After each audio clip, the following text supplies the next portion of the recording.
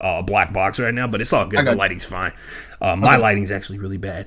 And we are also live on Facebook, Twitch, YouTube, any place on the internet. Eventually, all the places on the internet will find this, and I appreciate that. This is the Broke Boy Sports Podcast. I'm Ashton G. Lewis. He's Ashton Edmunds.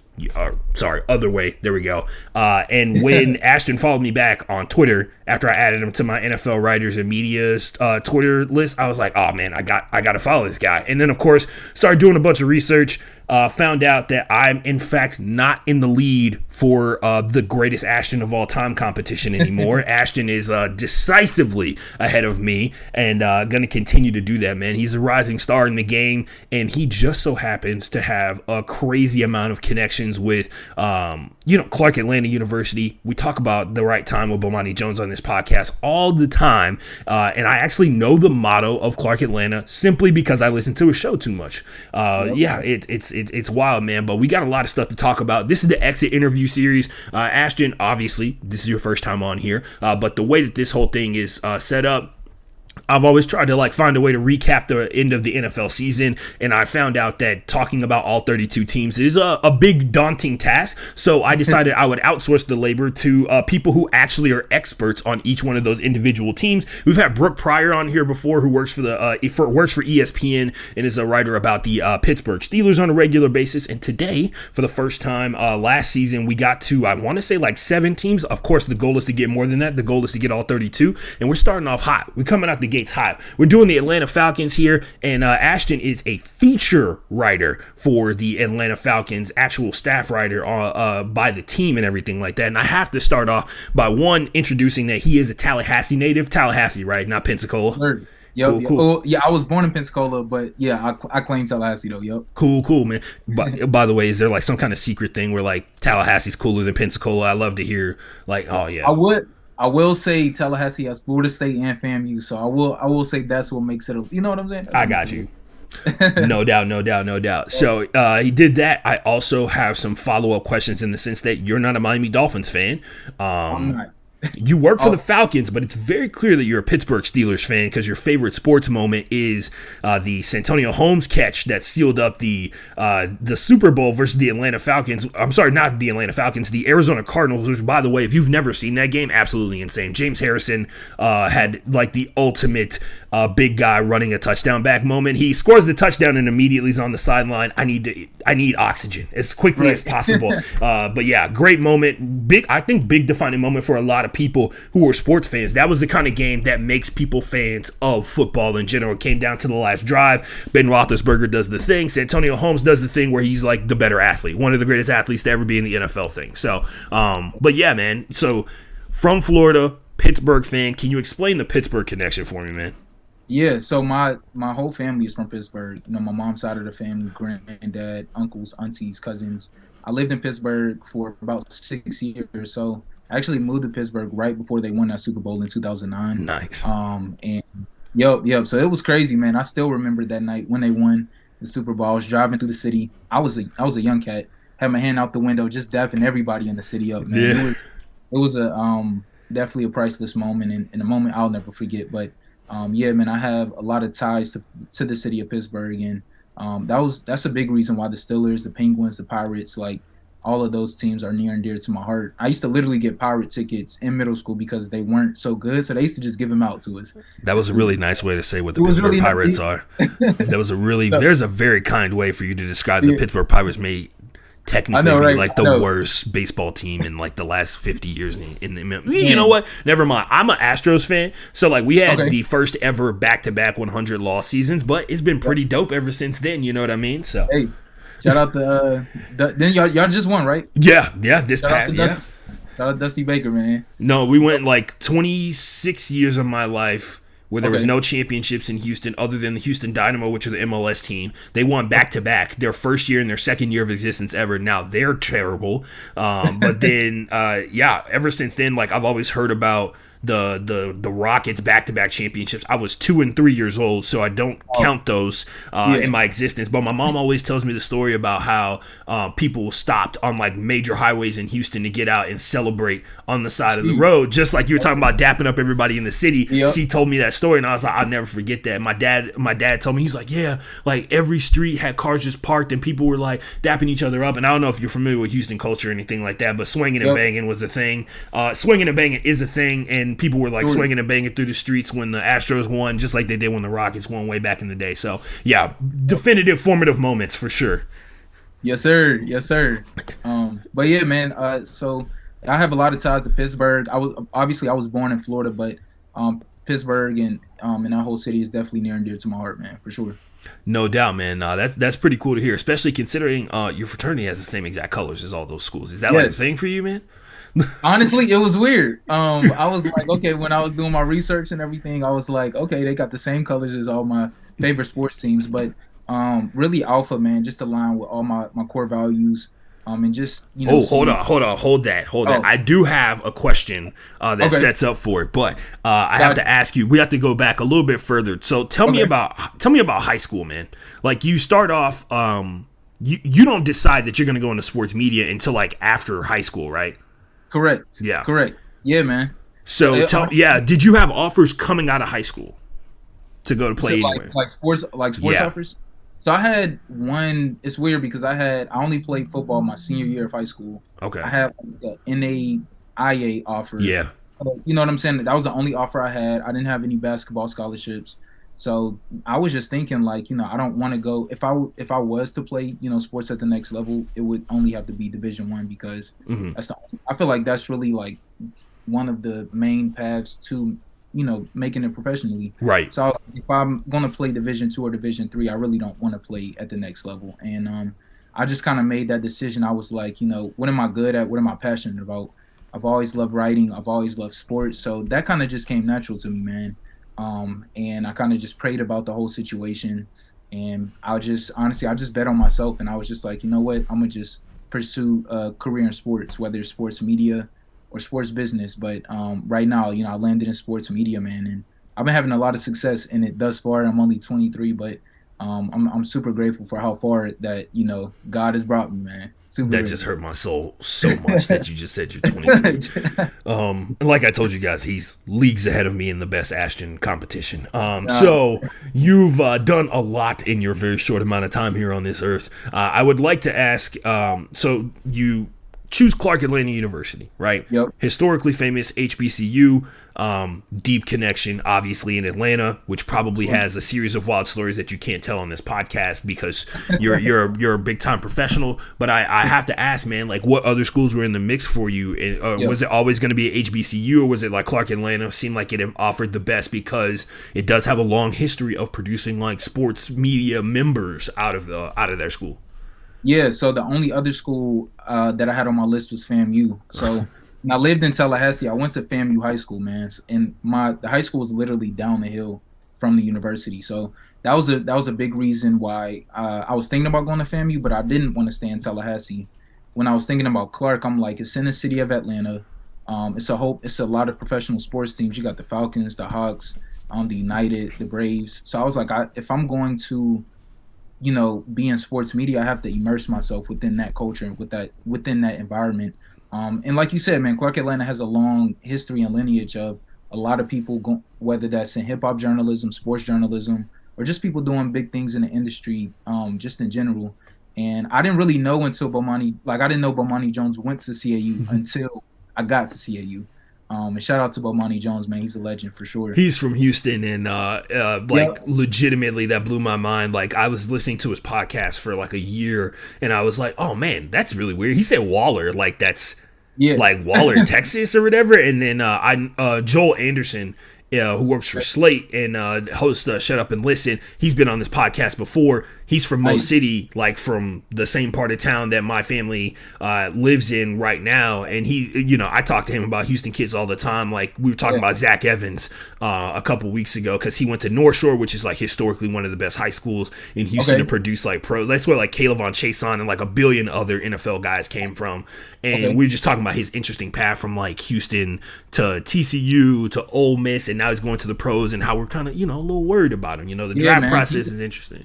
He's a goat too, man. I definitely follow him on Twitter. And that's somebody that I definitely looked up to.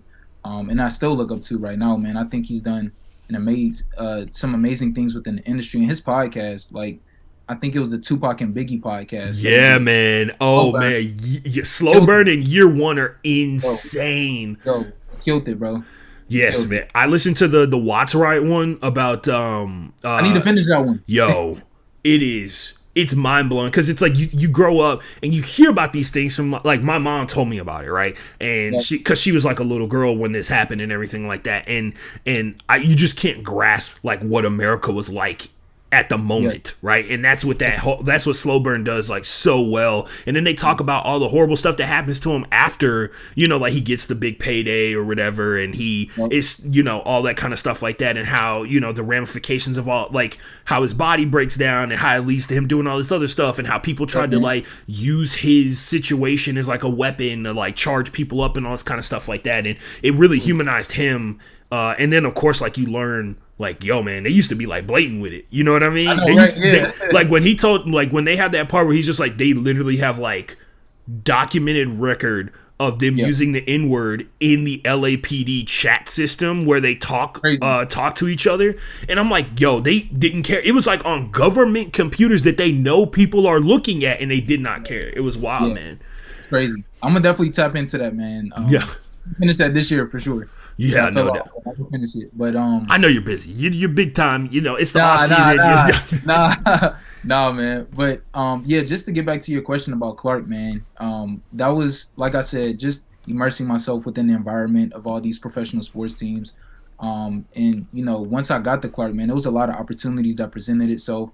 My sophomore year, I took on the role of sports editor in my school's newspaper, Yeah. which was like a big challenge for me, honestly, because leading a whole section of students as a sophomore, like I didn't really have no experience, but I just wanted to challenge myself, and I think that investment definitely, it was a great investment, and I think that set me up a lot for different internships and different opportunities that I eventually got later on in my college matriculation. So. Yeah, man. So going back to everything that you've done beforehand, and I mean, honestly, just look, guys, just type his name in on the internet and everything comes up. I don't have 30 minutes to read off all the stuff that he's done. All right. So I just wanted to talk about, man, like at the end of the day, you got to wake up every single day, and with everything that you've done, it's hard to sit here and be like, oh, I just stumbled into it. Like I woke up one day and this letter was sitting on my, like this email was just in my inbox and I responded to it. Like what's the, like, is there like a quote or a song? Cause I know you're a big Nipsey Hussle guy and I see it. Yeah. You know what I mean? I know you're a big Nipsey Hussle guy. You talked about your core connections to, with your fraternity Alpha Phi Alpha. Like, is there something that you like tell yourself? Is there like a moment that you kind of like lean on when you need to get that extra motivation? Cause it takes hard work, right? Like it's not like you woke up one day, like just like the professional athletes you cover, they didn't wake up one day and like were stupid fast. They worked hard at it, and maybe they had a bunch of like a bunch of natural talent to start off with, but the fact of the matter is they had to bust their ass to maximize their talent, man. And you have to do the same thing with what you're doing, and you're just getting started, right? Like you're only going to get better from here on out, and you're already really good. But like what's your mentality, man? And like is it connected to like one word, one phrase, something, man, that like spirals and starts it off for you every day? Yeah. So my favorite quote, which is by Nipsey, like you mentioned, man, that's somebody that I'm very motivated by, look up to. And he said a quote. He was like, the highest human act is to inspire. And that's something that I strive to do every day, man. I just want to inspire people to be greater, to reach their full potential, because everybody has greatness inside of them. So, I definitely try to carry on that mentality. And I listen to a lot of Nipsey's music, man. He's very motivational. He drops a lot of gems for people that don't listen to Nipsey. He's a great business mind. He's a definitely intellectual. And that's just somebody that I aspire to be like, man. So I would say the quote that really sticks to me is the highest human act is to inspire. That's just something I live by every day. No doubt, man. And of course, I didn't catch on to Nipsey until Victory Lap, which was kind of a big regret of mine. Because, yeah, man, like I spend a lot of my time listening to sports podcasts and just podcasts in general because I try to absorb as much information as possible because I have a lot of perceptions about myself, and so I have to, I feel like I have to be constantly on this grind of absorbing information and learning new things about perspectives and people and where they come from and why they think that way and how they got to that point. And I listen to Victory Lap, and it's like, man, dude, we live in a time where I've gotten to that point, and I think a lot of people talk about this in their journey with hip-hop. They get to a point where, the dudes that are hot right now just sound like they're gibberish on the radio sometimes. And I say that, but I still listen to, Childish Gambino. I still listen to K-Dot. I still listen to, other dudes or whatever that blew up, while I was growing up, obviously. But Nipsey was around for a really long time and inspired a lot of people to do a lot of good things, man, and really I think changed a lot of people's perspectives about people who are gang affiliated, right? You would never, a lot of people think a lot of things about quote unquote gangsters, and it's clear that Nipsey had a dream, right? And he chased it, and it was a big part of everything that he did music wise, because he was never centered around yo, man, he was never centered around the stuff that gets people killed a lot of the time in terms of demanding respect and all this kind of stuff like that, and really doing things that are detrimental for everybody. He seemed like he was trying to take his mentality, which is, could change a lot of people's perspective. He did a lot, man. Yeah. He created a whole smart store, which was crazy. You know what I'm saying? Yeah. My cousins and my aunt, yeah. No doubt. People I know have been there, and I've seen photos of it. It's amazing, man, because it's what he's done is, as a rapper, right? A lot of people don't think about rap, and they think about positivity more often than not.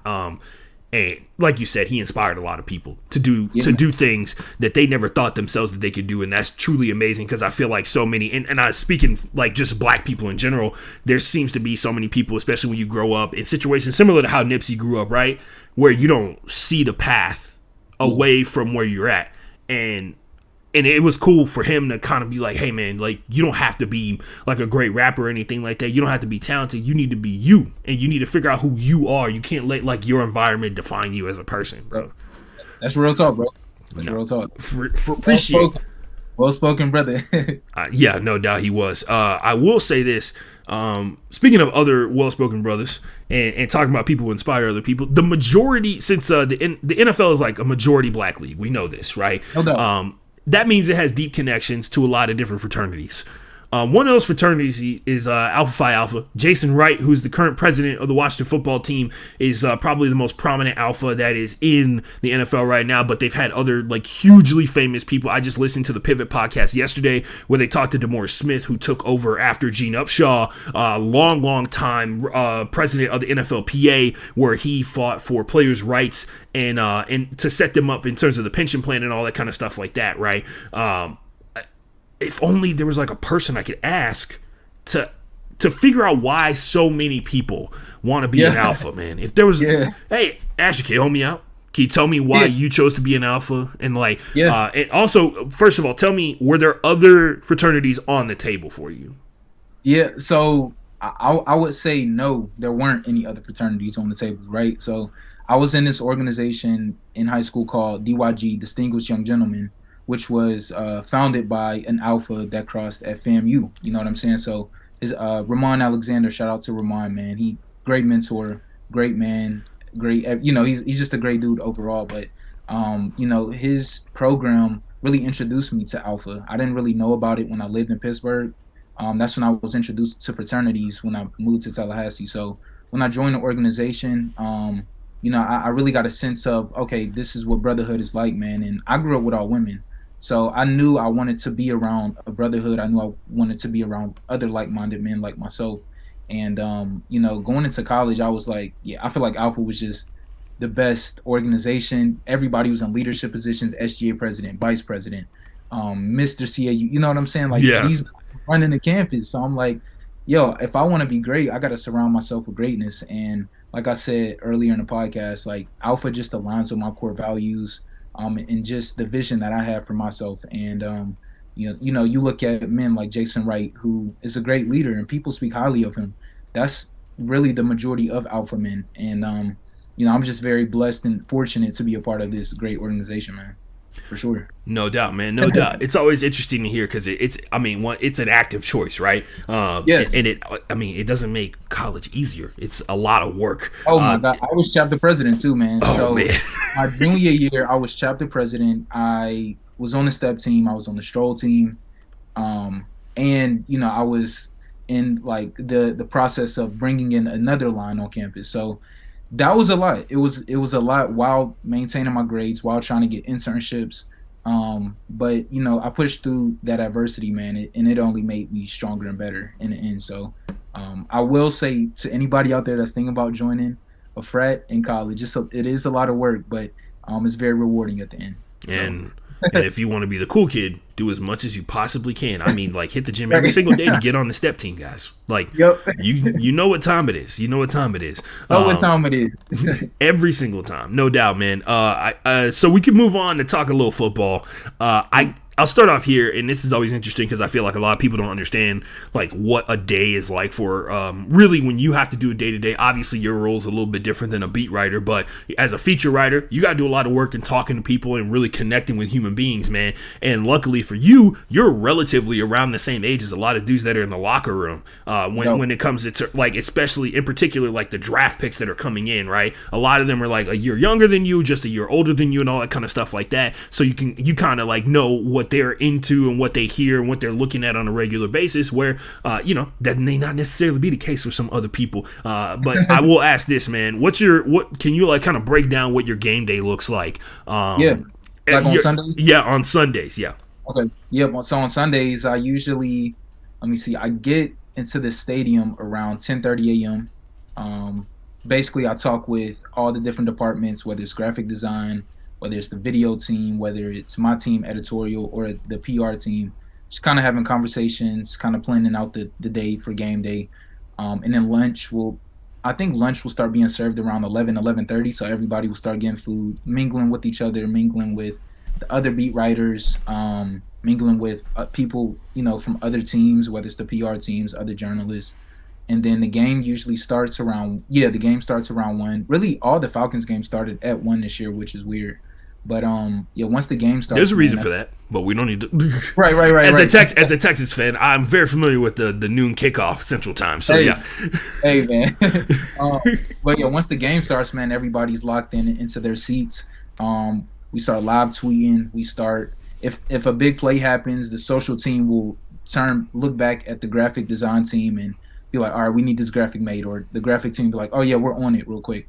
But yeah, it's game days are really fun, man. After the game, we run down to the press conferences with the head coach. That runs for about 10-15 minutes. Then we run over to open locker room, talk to whatever players we need to, run back upstairs. We'll write for about 2 to 2.5 hours, and then we'll hop on a podcast for about 30 minutes. So if the game starts at 1 Eastern time, I won't leave the stadium till about 8 p.m. Mm-hmm. My days at the stadium are really long. Yep. But yeah, so and usually me and my team are usually the last people to leave Mercedes-Benz Stadium every time. Janitors up there sweeping. They about to put the keys in the door and lock it, and you're like, hold on a second. They be on their phone, like they be like, oh, y'all are still up here, because we literally would be so quiet, or we might be in a booth recording a podcast. We'll walk out. They're like, oh, I didn't even know y'all were still here. So, that's a rite of passage as a high school sports reporter, getting locked inside of a high school stadium and having to jump the fence. It's like, if you didn't do it, you know what I mean? Like, especially like you go to these small towns in Texas where, they're not used to like a ton of media showing up or whatever. So playoffs roll around. They haven't been in the playoffs in like 4 years. So like the janitors don't know that like reporters are literally writing everything that they possibly can, because as soon as they get in their car, they're not going to be able to do anything. And so you get there and you're like, oh, got to jump the fence and walk through this cow pasture to get to the parking lot. That's legitimately a story that I've had to endure. Oh my god! Yeah. Thank God. Hey, I'm so happy I didn't have to endure that. Yeah, no doubt. Power to everybody that I went through that struggle. No doubt. But yeah, man. So game days are really fun, but they're also long as well. Just for people that are not familiar with like professional people covering like professional sports, like yeah, you will be at the stadium for a long time, writing, recording podcasts, transcribing, just all types of different things. So, but yeah, man, that's what my game days usually look like. So. Cool, man. Thank you for that insight. It's always interesting to hear like everybody's different perspectives because it changes. Of course, everybody's just like, "Yep, I'm there until like from the sun goes up to the sun goes down" kind of deal for the most part. So yeah, the off season is much needed for a lot of people. That's what I'll say. I needed that mental break. You know what I'm saying? For sure, man. No, can you imagine what it's like being like once you get on that playoff run because you got to like turn it up to like an even higher level. You know what I mean? I know Eagles beat writers are drinking coffee as we speak. Just, you know what I'm saying? Chiefs, Bengals, you know, all of them are on coffee, right? Caffeine. So and they gotta write two different stories more often than not. Where it's like this is the one in case we win, this is the one in case we lose. Right. Yeah. So that's what it's all, bro. So starting off with the preseason aspect of what happened with the Falcons, man, as we kind of look and dissect what their entire year was like, and we won't go game by game or anything like that, but we talk about big things that happened.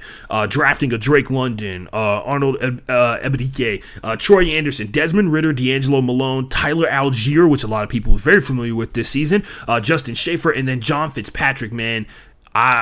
It's insane to look at this list because like Drake London, first round pick, leads the team in receiving yards first year. Tyler Algier, 5th round pick, leads the team in rush yards, gets 1,000 yards in a backfield that had Cordero Patterson, who like very strangely, I think we can all confirm it was really wild to be like, oh, Cordero Patterson's really good at this, changed his whole career and got himself. I mean, he broke the all-time kick return touchdown record or tied it. He has 9 of them. Yep. And now me and my friends were in the group chat and we're like, is Cordero Patterson a Hall of Famer? Yeah, and, you know what I mean. Like it's especially with how weird it's because like he was a pretty good wide receiver. He was a good kick returner his entire career, and he still got. It looks like he still got juice left, right? And he's a Super Bowl champion. So it's like, I don't know, man. Maybe, just maybe. It's a conversation to be had. You know what I'm saying? Which I don't think 5 or 6 or 7 years into Cordero Patterson's career, most people will be like conversation for Hall of Famer. You know what I mean? Right. Yeah, that's true. But yeah, so you've got all these guys who came up, they turned up, and then even going back a year, you got Kyle Pitts, who everybody was just in love with in terms of his training, and like he's giant guy who runs as fast as a wide receiver with the agility of a wide receiver and everything like that. Richie Grant comes back in his second year. He's second on the team in tackles, and he's first on the team in interceptions. The draft has been hitting the last couple of years, man. It's kind of wild. Hey. Yeah, shout out to the front office, man. That's all they're doing for sure. But yeah, this 2020, I would say this is my first year with the Falcons. Right. But like this 2022 draft class was amazing. Like Drake London, Algier, Ebiketie, Malone, like all of these guys, Troy Anderson, like I can speak about all of these guys for hours, for days. These guys really showed up, improved, and got better each and every week. And it's funny because my editor jokingly called me the Tyler Algier beat writer of the season because, man, I wrote like so many stories on Algier like every week. It was like, all right, this is a new story on Algier. It's a new story on Algier. Algier's a really humble and down to earth dude, man. But he's a dude that works hard each and every day, week in and week out. And he's definitely got a bright future. Drake London, bright future. He's another guy that comes in every day, grinds it out week in and week out. So. Yeah, man, the Falcons draft the last 2 draft classes have been amazing to say the least, man. And these guys, it's a very young team, but it's a team that has promise for sure. And it's really good to see a guy, Arthur Smith, who comes from the Tennessee Titans and really really turn over like how they operate as a team, right? Like they had a 3-man running back committee, and you can make an argument that any one of them could have ended up with 1,000 yards this season because they got a practice squad dude, Caleb Huntley, off the practice squad, and he came in, played, what was it, the Browns game where he popped up, and they basically had a 12-play drive, and they were like, just keep handing it to him. He was just churning it, breaking down the Browns defense, like.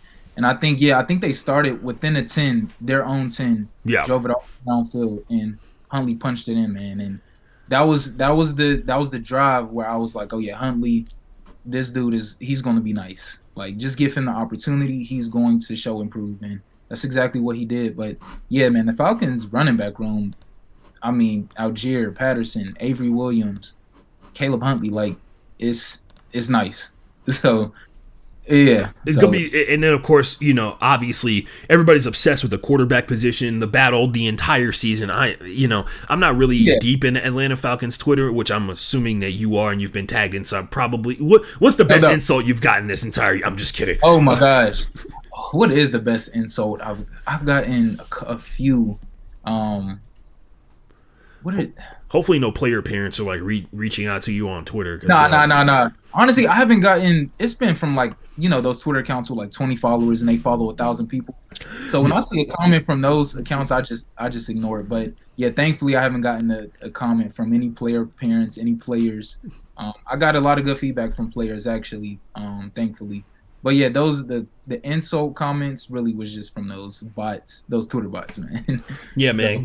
Twitter bots, step your game up. Most of you guys are not funny when you copy and paste that the copy and paste stuff from Reddit. Anyway, going back to all the changes, draft class comes in, man. Preseason, I'll give you I'll let you tell me what the vibe was like for you as a media member, but what you also picked up from like how the Falcons fans were feeling about coming into this season. Obviously, fans, their expectations and their ideations and all that kind of stuff like that are way too high in comparison to like what's currently going on with the team. Like, we got Texans fans who are here in Houston that legitimately thought that the Texans were trying to win games this past season. The other thing, and it's very funny. Thank you for laughing at that, because it's something that cracked me up all season. Just like they think that they think that the Rockets are trying to win games this year when like Victor Wembanyama's right there, like right there, just waiting to put on a gold and red jersey, and everybody's talking about we need to win our 19th game this season. We're 50 games into the NBA season. The question obviously is centered around the fact that the Falcons are coming off of an offseason where they took the biggest dead cap hit in NFL history, right? $40 million from moving Matt Ryan from the Falcons to the Colts and getting in exchange, it was a third-round pick or a second-round pick?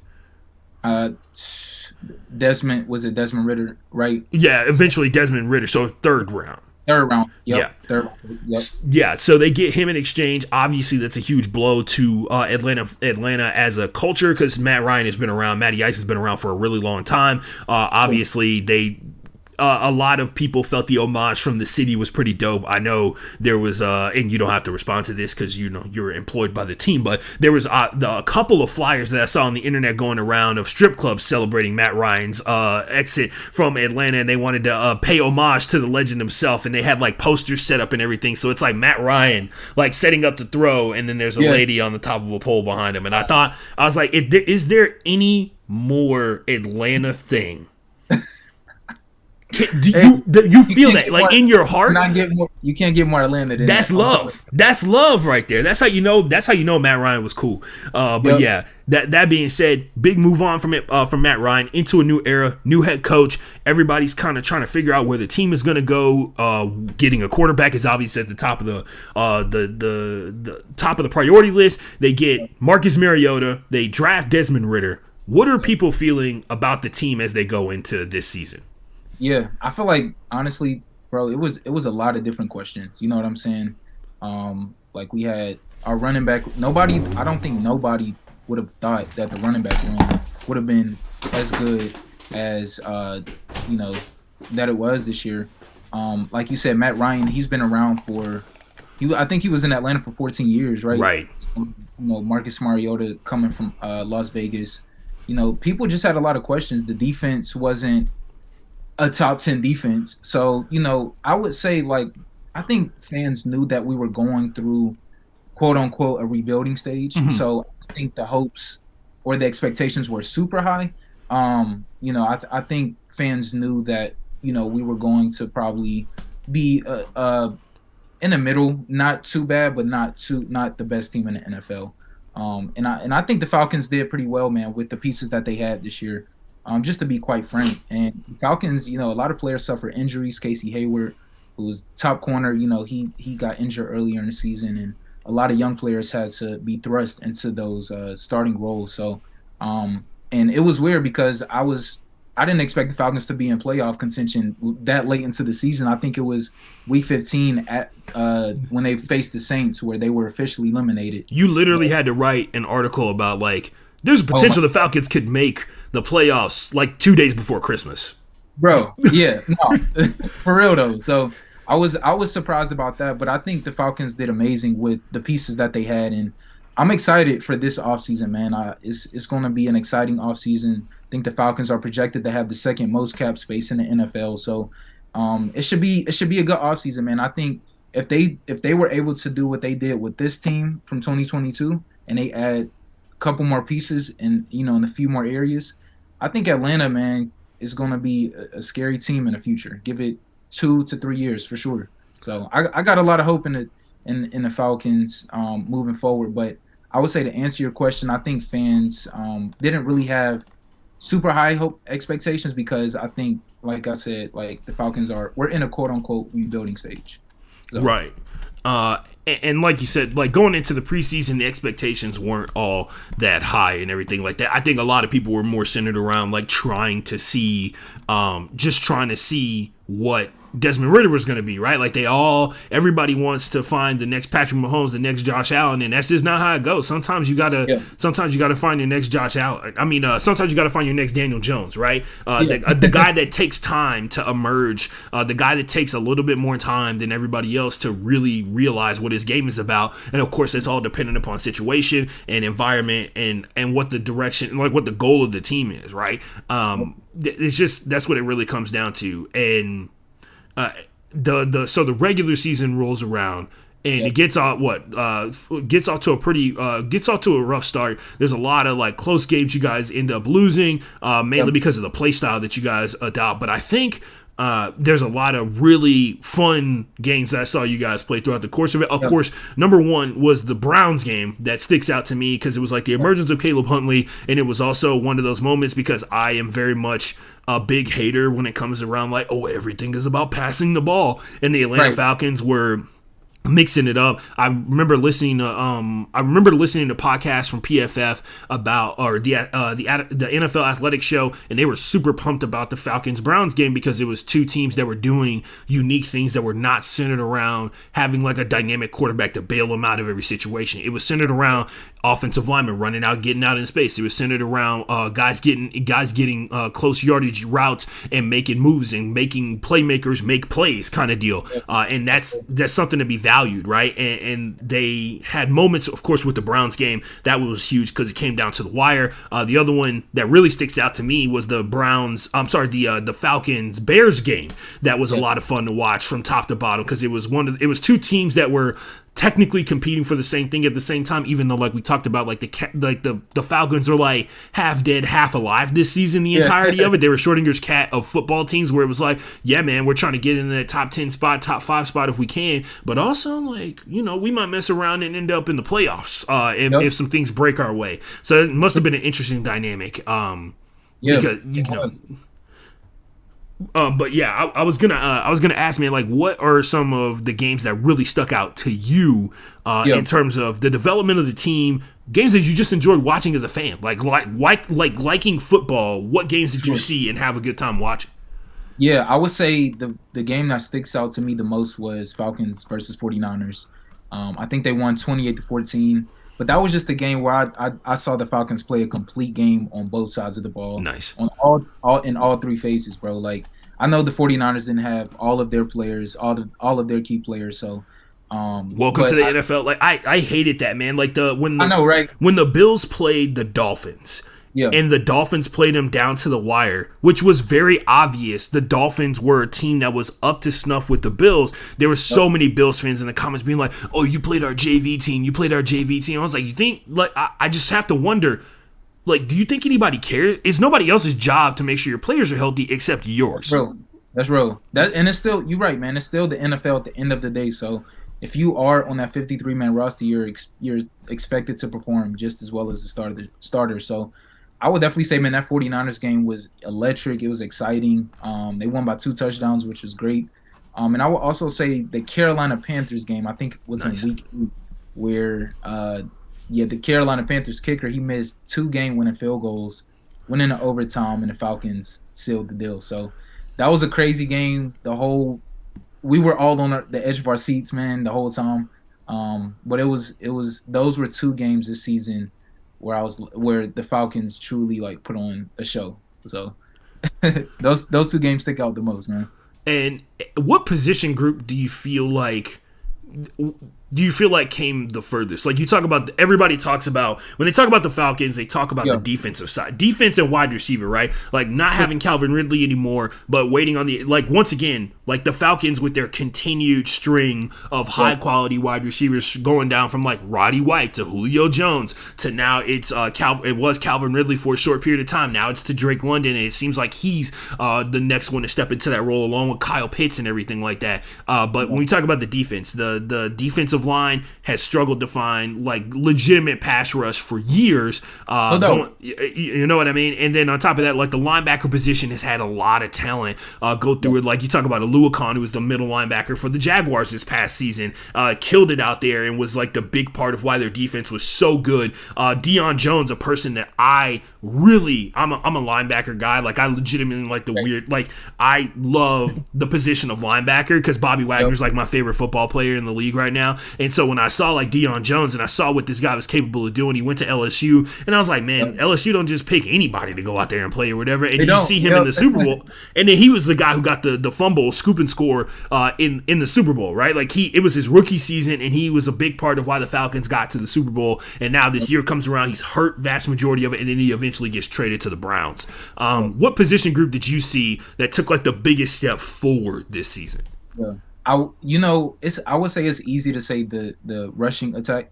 You know what I'm saying? Because Atlanta really established an amazing rushing attack. You look 3-4 years ago, it was not like 2022's rushing attack. But I'm gonna give a lot of credit to the offensive line, man. Those guys put in a lot of work this season. You got Chris Lindstrom, a Pro Bowler, who was in his 4th year, man. He did amazing. Caleb McGarry, Drew Dolman, Elijah Wilkinson, like Jake Matthews, like all. Shout out my dude Jake Matthews. I've interviewed his dad Bruce Matthews on this show before, and it's kind of wild to be like, he's like, yeah, like all my kids went to the NFL, and like the youngest one is going to Texas A&M. He's probably gonna get drafted. It's cool, and I'm like, yeah, it must be nice when you're like, Hall of Fame offensive lineman to be like, yeah, very casually, all of my kids are in the NFL. Yep. At some point or another. Yeah, it's crazy, right? Yeah, he built a whole legacy. But I would say, man, the offensive line, man, definitely took a big leap from last year to this year, and you can't give the run game credit without giving the offensive line credit. So I'm excited, man. This offensive line did amazing. I'm curious to know what the Falcons do with some of these players that are on the offensive line, because I know some of their rookie contracts are expiring. So, like I said, the offseason is gonna be pretty big for the Falcons, man. But the offensive line did amazing, and I think that group collectively took the biggest leap, I would say. And coming up on that, like we talked about before, vast majority of the season you guys spent in playoff contention, almost despite what was happening in each individual game for you guys, right? Like there was a couple of moments where, they played a lot of close games. There was a couple of losing streaks throughout the course of the season, but they still persisted on. Like I said, if you didn't watch a single Falcons game this past season, you missed out on watching a team that clearly has like the right direction and is working on getting more people like pieced together to make something special go on there. This past season made me believe in Arthur Smith. I'm not even gonna lie. Great coach, man. Yeah, man. And one, he got Marcus Mariota, even though Marcus had like some real wild parts of the season where it was just like, Marcus, like, why are you trying to throw while you're 2 inches off the ground, and you floated it into the end zone and it got picked off. If you haven't seen that highlight clip, if you're a Falcons fan, don't watch it. But if you are, if you're a person interested in football, it is truly amazing because it was like a magnificent feat of athleticism, but an absolute brain dead play. Like zero football IQ, but he was like, but it looks cool. But it's gonna, and I respect that sometimes. I respect the person is just like, this is gonna look so awesome at the end of the season. But yeah, so Arthur Smith, like I said before, made a believer out of me. One, because he joined in this recent, this season seemed to be defined by unconventional starting quarterbacks. Like with the rise of Geno Smith, Brock Purdy, Jimmy Garoppolo, even you can make an argument, and Trey Lance. It seems like we're obviously in a big moment of change throughout the NFL, where like a lot of the younger quarterbacks are getting into the mix. We saw Derek Carr kind of, I wouldn't even say fall off necessarily, but we saw Derek Carr get into a situation where he didn't even finish the season, and they started looking for other people. Jarrett Stidham goes out there and plays a killer game versus the 49ers. It's all unconventional quarterbacks doing big things. And for a long period of time, the fans were calling for Desmond Ridder to go out there and get some play time.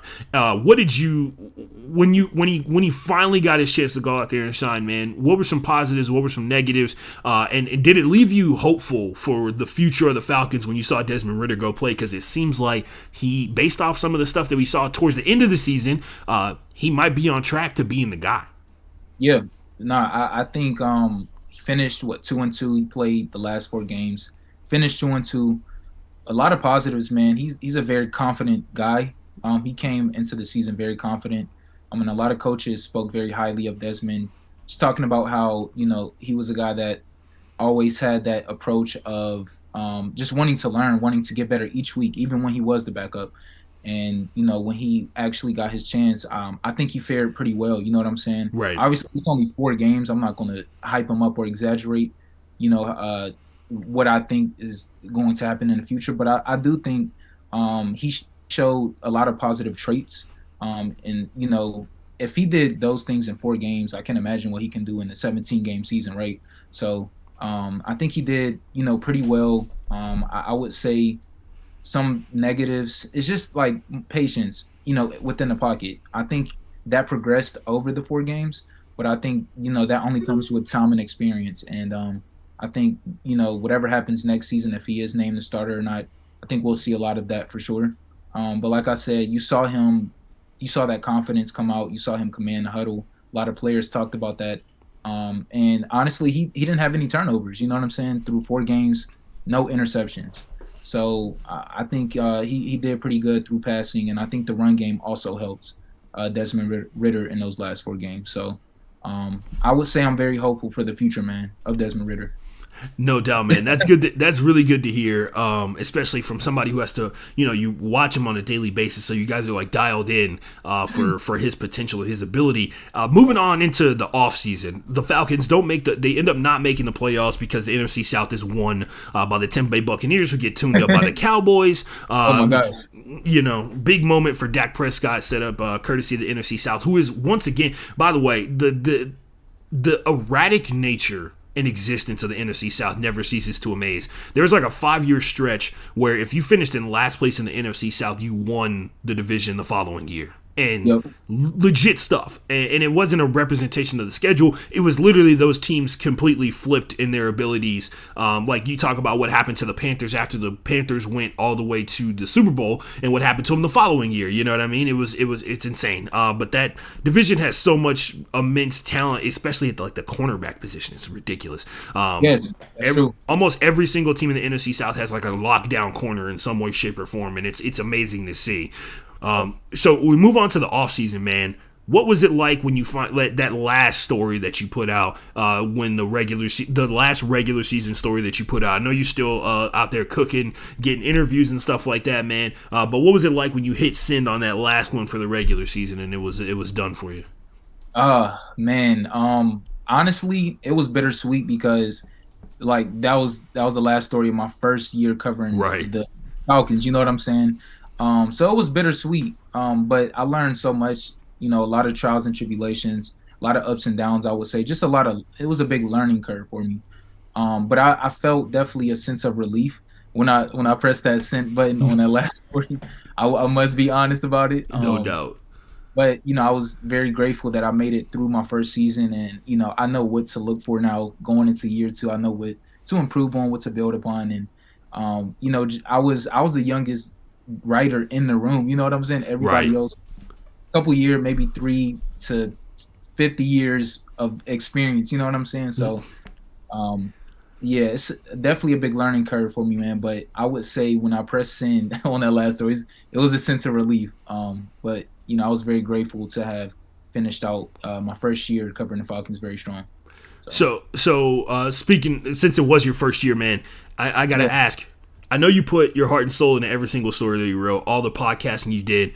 Can I get a top three? Like, if people want to see some of the best work that you've done, you're a feature yeah, writer, obviously, so your role's a little bit different, like we sure. mentioned before, than a beat writer. But, like, can I get the top three? Can I get the top three of this entire season? Top three stories. Yeah, top three stories, man. Okay, so I would say once number one is Faith Over Fear. The Eric wrote a future story on Eric Harris. Yes.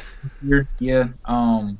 I wrote a story on Kadero Hodge, an unconventional path. Kadero Hodge was a big special teams player for the Falcons, played wide receiver. Is he the Harvard guy who was like a chess genius and like he's like the one that had like the Oh no, math he degree? went to Prairie View. Okay, there you go. I think who went to Harvard? Was that Anthony Fursker? It's Maybe? one of the linebackers is like he's like he has like a math degree from like college or something. Like it was I have to look that up. I remember reading I that gotta story look that about up. how like I remember reading that story because they were talking about like football makes sense to him because it's just like math. And I had a math teacher who always taught me that like basketball players are basically the best mathematicians on the planet.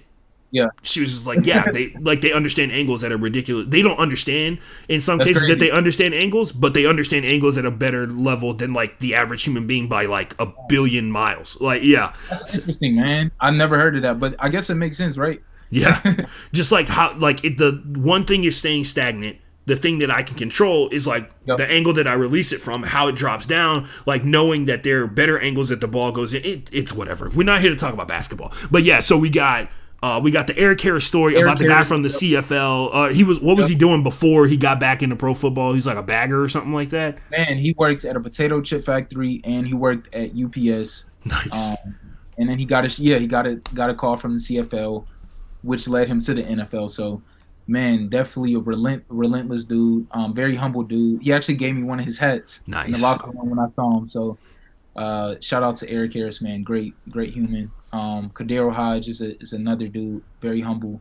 And I was, very fortunate and blessed to tell his story. And also a story that I wrote before the season started was on Jared Bernhardt, who played lacrosse at Maryland before Nice. he played at Ferris State for 1 year and ended up going to the NFL. So Ferris State is like the OP, like random, like super. They're like the Alabama of lacrosse, right, or something like that. right. Yeah. So, yeah, man, definitely Jared Bernhardt had an unconventional path. But those three stories I would say stick out the most to me. I really enjoyed telling those stories for sure. So everybody go check those out whenever y'all have some free time. No doubt. I wish you had gotten a comment from Bill Belichick. How jealous, how upset are you that you didn't get this lacrosse player on your team? It's just him mumbling like. Right. And it's crazy because lacrosse players, it seemed like they transition well to football, right? Oh, ladies and gentlemen, let me. If you've never watched a lacrosse match before, they basically punching each other in the face up and down the field. Like if you ever looked at lacrosse cleats, they're basically the same thing as football cleats. The kids they use the same cuts, they use the same angles. It's basically like basketball without dribbling and semi tackling. Like they whip each other pretty hard. Like the gloves are like hockey gloves because they whip the sticks so hard at your hands that it would break it if it was just not covered. So, and then it's even crazier because in women's lacrosse, they don't allow you to wear a full face mask. So you wear goggles that are like a cage for your eyes. Okay. Everything else is just free game. It's a wild sport. Toughness is a big part of playing football because you gotta be able to take the pain. And many would argue that football is a sport of attrition. Whoever can take the most pain usually comes out on top and continue to be efficient. Sometimes that's how it goes, but lacrosse is a lot of key lessons you learn in lacrosse. One, how to be quick. It's either be quick or get hit. So. You got to keep your head on the swivel. That's what I'm saying, man. So the NFL draft is coming up here pretty soon. Don't know what your coverage is going to look like in terms of draft season. I don't say season because it's SZN. Right. around here. But yeah, I mean, there's like 1,000,000,001 stories every single year about Yeah. absurd prospects that are going to be on the table for a lot of people to pick from, a lot of Yeah. people to try and figure out how to get them on their team.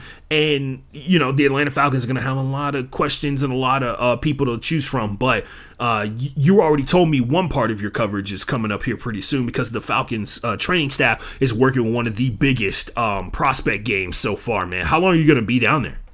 I'll be down there for a week. So I'll be down there from I'll actually be leaving this Friday the 27th, and I'll fly back to Atlanta on February 2nd. So yeah, man, I'll be out in Vegas for a little lengthy time.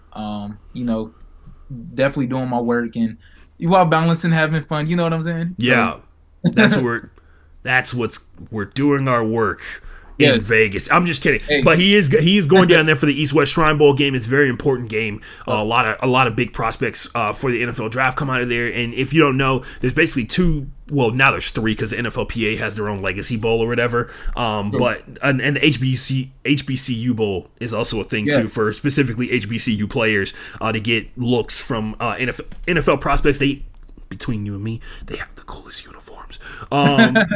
So obviously the Senior Bowl is the one that everybody talks about. It has deep connections with NFL Network. If you want to watch practice literally every single day, the open portion of practice is going to be on NFL Network. If you want to get into I'm not talking to you, Ashton. I know you got your stuff done, but I'm talking about other people who are fans of football. One of the big things, and you're going to hear a lot of wild stories, and some of the stories that you learn in draft season are the ones that stick with you throughout the course of an entire player's career and help you kind of glean where this person is coming from in terms of like how they grew up, their background, what they did in college, because everybody's got nobody gets to the NFL in a normal fashion. There are people who get there in a more absurd ways, but there's nobody that gets there in a normal fashion, right? The East West Shrine Bowl game is going down in Vegas, which is pretty dope. Ashton's going for the first time ever, so if you're out in Vegas, I wouldn't say go find Ashton or whatever, but tweet at him at AE11 _. What's the 11 for, by the way? Honestly, that was one of my favorite numbers growing up. 7 and 11. Just love. I don't know. I know 7 is like the number of completion, and I don't know why number 11 I just always liked that number. So. Cool. I created my Twitter account back in 2014. I was like, you know what? I'm gonna just put AE11 __. Cool.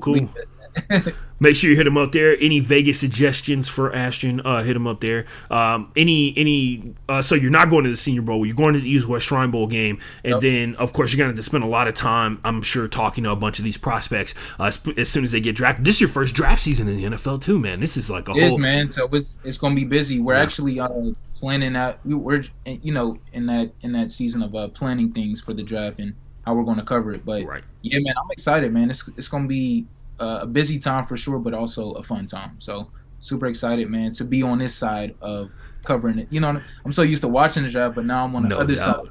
All right, now I'm covering the draft. Now I'm working with these players and front office executives and things like that. So it's gonna be cool, man. No doubt. Last question for you here, man, and then I'll let you go, man. You've been gracious with your time. It's been almost an hour. Who do you feel like you got? Who do you feel like you learned a lot about as a player this year because you spent so much time in the locker room talking to guys afterwards and trying to talk to people, get information and get stories? And you mentioned 3 individual players that you wrote features on and stuff like that. But was there any other player you felt like, man, like I learned a lot about this dude in a very short amount of time through the lens of a football season? Yeah, I would say Drake London. You know what I'm saying? This dude is super humble. He's a tough player too. When you see him on the field, like you could tell he's a tough player, very physical wide receiver. But like I said, man, like he's a very positive dude, always generous with his time with the media in the locker room and different things like that. And just from watching him from week 1 to week 18, like he has only gotten better. He's only progressed, and he constantly, I think he's adamant about just working hard. And just getting better and just wanting to help the team be better as a whole. That's something that he emphasizes, just making sure, like, wanting to help the team win. And, I would say just learning about Drake London, learning about his journey, his story, and how he got here, how he battled through some injuries as in college, and now he transitioned to the NFL. And he didn't have really no crazy injuries this year. So That's a blessing. But I would say I learned a lot about Drake London as well as like Eric Harris, Kadero Hodge, Tyler Algier, and those guys. So shout out to all of those guys, man.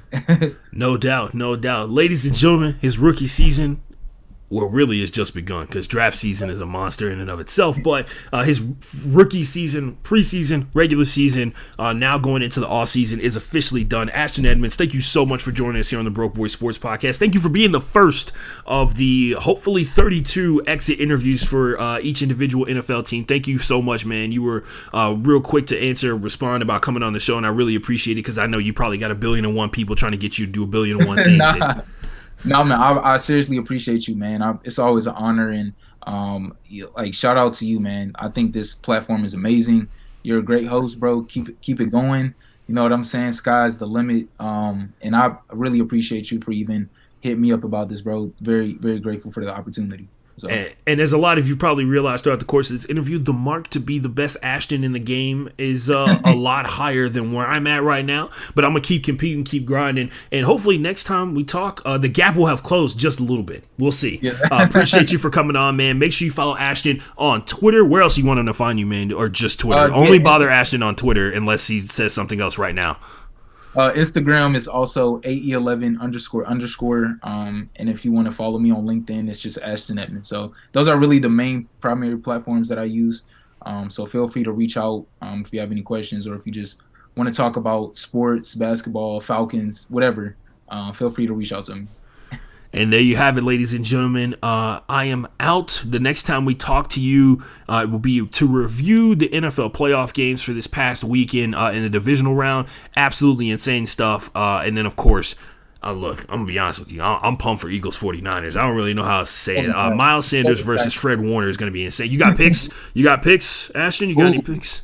You know, I'm gonna go with Eagles versus 40. I'm going to go with the Eagles, and then I'm going to go with the Bengals. So I'm gonna say Eagles versus Bengals in the Super Bowl. Bengals back to back. Who would have thought? What a time to be alive, as one famous rapper once said. The Bengals going to back Super Bowls, man. What a thought. Out of the two teams that were in the Super Bowl last year, I don't think anybody would have said the Bengals are going to be back here next year. I don't think anybody would have thought that. I would have said the Rams for the Bengals easily. No doubt, man. It's crazy what a weird elbow would do to your entire season. Oh, also an offensive line that can't block. Anyway, Ashton didn't say that. I said that. I watched the Rams play, and they look like me when I play football. And there's a reason that I don't play anymore. So appreciate you,